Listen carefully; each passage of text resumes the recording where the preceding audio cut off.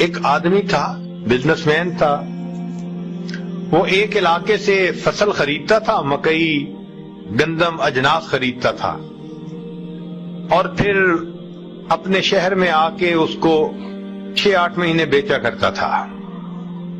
کاروبار بہت اچھا چل رہا تھا، لیکن جب سیزن آتا نا تو اس کو اس شہر میں جانا پڑتا جہاں پہ وہ کھیتیاں اگتی تھیں، یعنی گروور کے پاس جاتا، ان کو دیکھتا، پیمنٹ کرتا، سودے کرتا اور ان سے خریداری کرتا۔ اس میں اس کو 3-4 مہینے لگ جایا کرتے تھے۔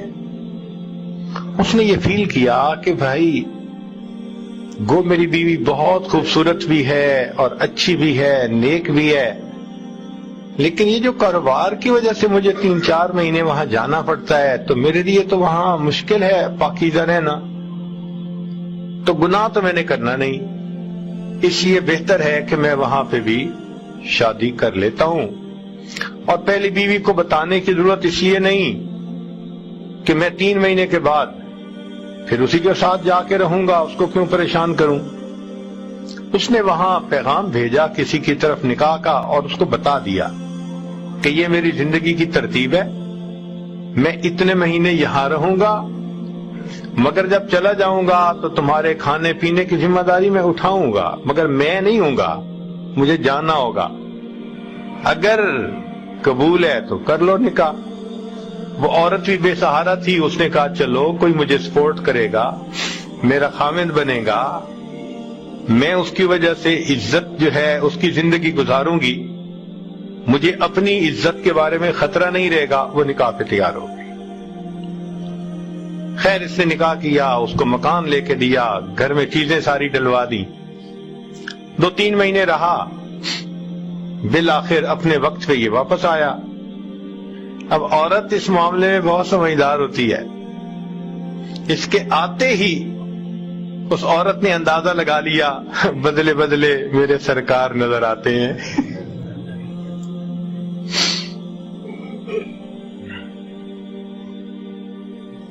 مگر وہ چپ رہی، کہا اس نے کچھ نہیں۔ اب یہ جب کچھ عرصہ رہا تو اس کے ذہن میں خلش ہو گئی کہ اس دفعہ جو یہ آیا ہے نا تو کچھ ہے مسئلہ صحیح، اگلی دفعہ پھر ایسا ہی ہوا، تو پھر اس کے دل میں شک کی بجائے پک ہو گیا کہ مسئلہ ہے کوئی۔ چنانچہ ایک بوڑھی عورت تھی، اس نے اس سے رابطہ کیا اور اس کو کہا کہ اماں میں تمہیں اتنے پیسے دوں گی، تم ذرا سفر کر کے جاؤ فلاں شہر میں، میرا خامن 4 مہینے 3 مہینے وہاں رہتا ہے، تو یہ کیسے رہتا ہے؟ تو بڑھیا نے کہا بہت اچھا۔ وہ بڑھیا پہنچ گئی، اس نے چند دنوں میں فگر آؤٹ کر لیا کہ اس نے نکاح کیا ہوا ہے اور بیوی کے ساتھ رہتا ہے اور اپنا کاروبار بھی کرتا ہے، اور پھر 4 مہینے کے بعد واپس جاتا ہے، اس کی بیوی پیچھے رہتی ہے اس کے اکیلی۔ جب اس نے آ کے بیوی کو کنفرم کر دیا تو اس کے دل پہ بڑی چوٹ لگی کہ میرے خاوند نے ایک نکاح اور کر لیا، مجھے بتایا تک نہیں، میرے میں کیا کمی تھی۔ مگر یہ چپ ہو گئی، اچھی عورت تھی، سمجھتی تھی کہ میرا خاوند جب میرے ساتھ اچھا ہے، میرے باقی سارے حقوق ادا کر رہا ہے، تو شرع شریف نے اجازت بھی دی ہے، تو میں جو بات کروں گی تو آپس میں میٹھی نگاہیں کڑوی ہوں گی، ایکویشن الٹا خراب ہی ہوگی، ایک دوسرے کے ساتھ تو تکار ہوگی، تو کیا فائدہ؟ اس لیے وہ صبر کر گئی۔ مگر اب اس کو تو روٹین کا پتہ چل گیا کہ اسی طرح اس نے جانا ہے اور اسی طرح اس نے آنا ہے۔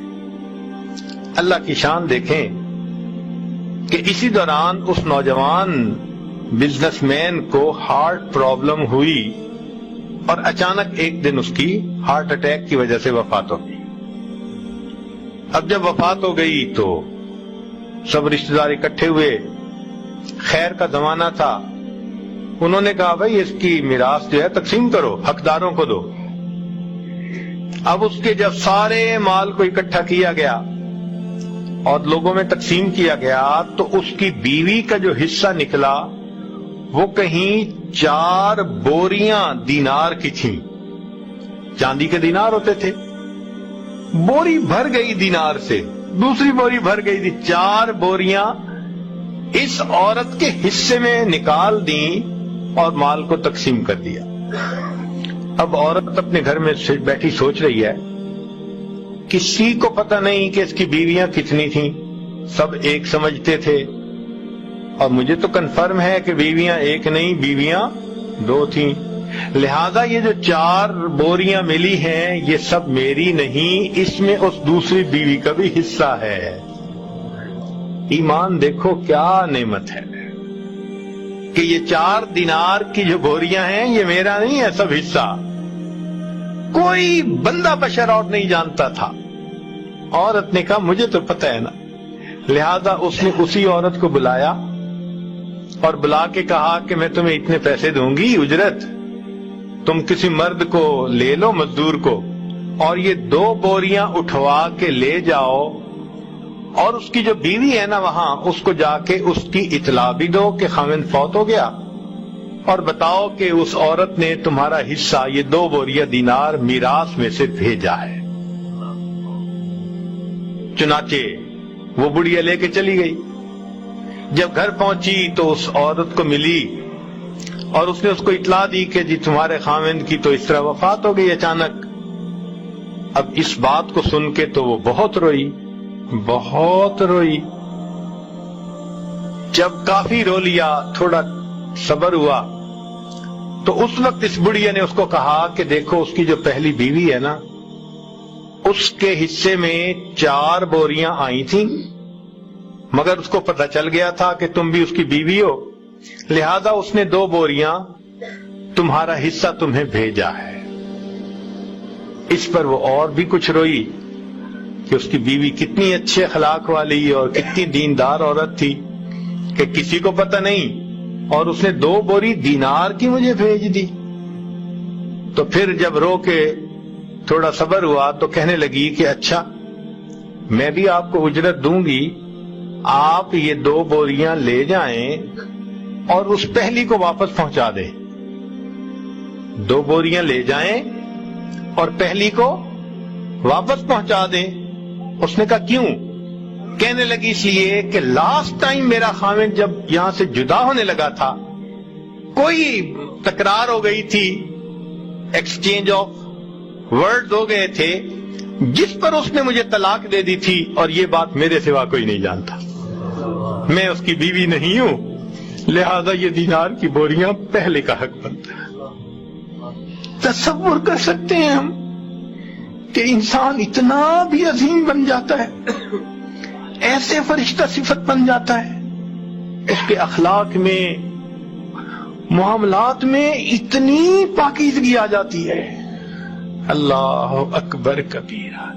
ये दीन इस्लाम का हुस्न है कि ईमान बंदे के अंदर जब भरता है तो ये देखने में इंसान होता है, हकीकत में ये फरिश्तों से भी आगे बढ़ जाता है। फरिश्तों को दिखाना था बशर ऐसे भी होते हैं। अल्लाह ताला भी फरिश्तों को दिखाते हैं कि देखो फरिश्ते, तुम भी गौर करो, मेरे बंदे ऐसे भी होते हैं। मन को साफ कर दिया, तन को साफ कर दिया।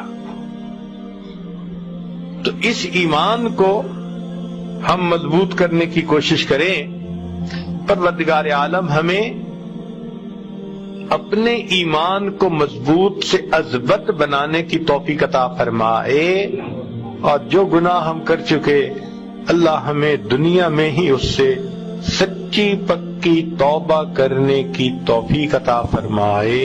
ला इलाहा इल्लल्लाह, ला